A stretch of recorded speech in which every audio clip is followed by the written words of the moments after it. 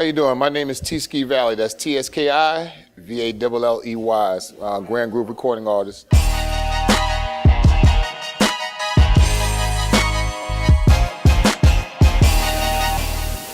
Well, basically, I used to come to a lot of park jams, and you had the Funky Four. It was just the Funky Four back then. That's when Raheem was actually with Breakout and Baron.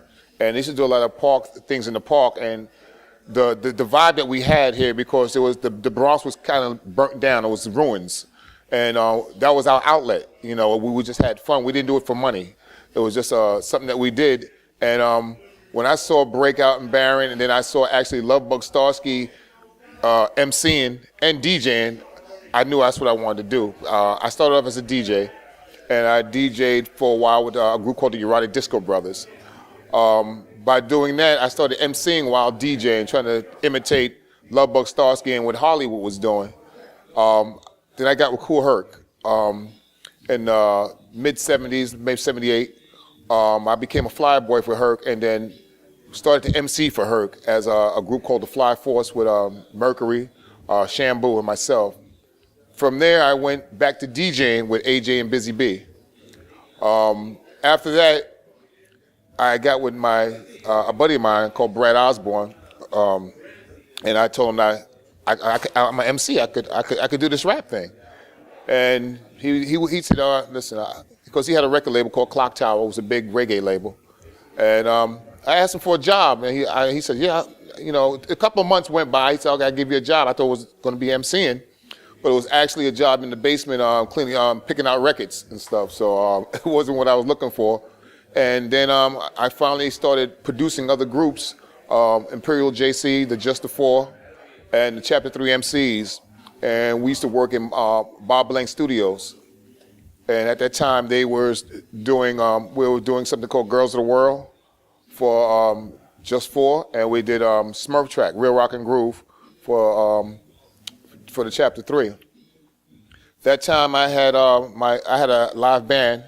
And I wanted something like Heartbeat, but not exactly Heartbeat. So Wayne Bradway, the writer who wrote You Are My Lady for Freddie Jackson, Rock Me Tonight, that was actually my keyboard player.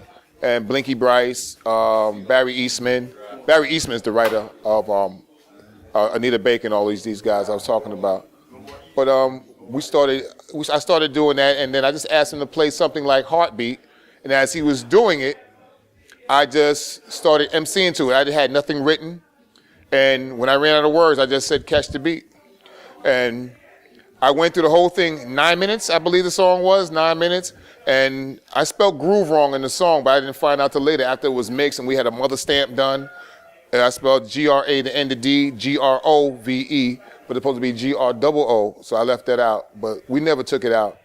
And at the same time, I mean, it was the experience. The record didn't sell, 1980, but I was just excited to be in Bob Blank Studios because they had Randy Muller from Beats Express. They had Fonda Ray was doing Over Like a Fat Rat. They had Mystique doing Push Push in the Bush. You had Sky doing Call Me. So, I mean, it was like a lot of, for me being 18 years old, that was just a lot for me to see, you know, and it was a good thing, you know. My mother, to her, it was noise. It's like, it's noise. This is not gonna happen. You know, when I first started doing it, she said, and then, you know, I was breakdancing, so I said, my mother used to tell me, I never seen a guy go to a store and buy new clothes to be breakdancing all over the ground in. You know, that just didn't make sense to her. And now that I think about it, you know, it doesn't make sense. But as Catch the Beat came out and it got a little bit more popular, my mother became my manager. So she was more on board to it. With that, so yeah, she kind of adapted to it, and my brothers took to it, you know. Turntables, actually, I never owned a set. I got with somebody who had a set, but we had a mixer that we got from Radio Shack, and it took a 9-volt battery. So at every party, we had to, you know, put the battery on our tongue to check it to make sure we had power. And we had to keep batteries in our pocket at all times, you know. But yeah, we had Technique 1200s when we started out. Yep. Well, I didn't really have to go to a label to get signed because we started a label. And my biggest challenge was just trying to get somebody to listen to the song. I mean, you couldn't really, in an independent label, you really couldn't get it out on on the radio back then. They wasn't playing it unless you were Sugar Hill. You know, Sugar Hill was getting a lot of airplay. And then she had, Sylvia Robinson had a great lineup. She had the Funky Four, she had the Crash Crew, she had Flash, West Street Mob, Sequence, Spoonie G. So they kind of bombarded that airwave. And then when Catch the Beat came out, you had all these different heartbeat MC records coming out. Once Catch the Beat came out, I was like, oh, this is it.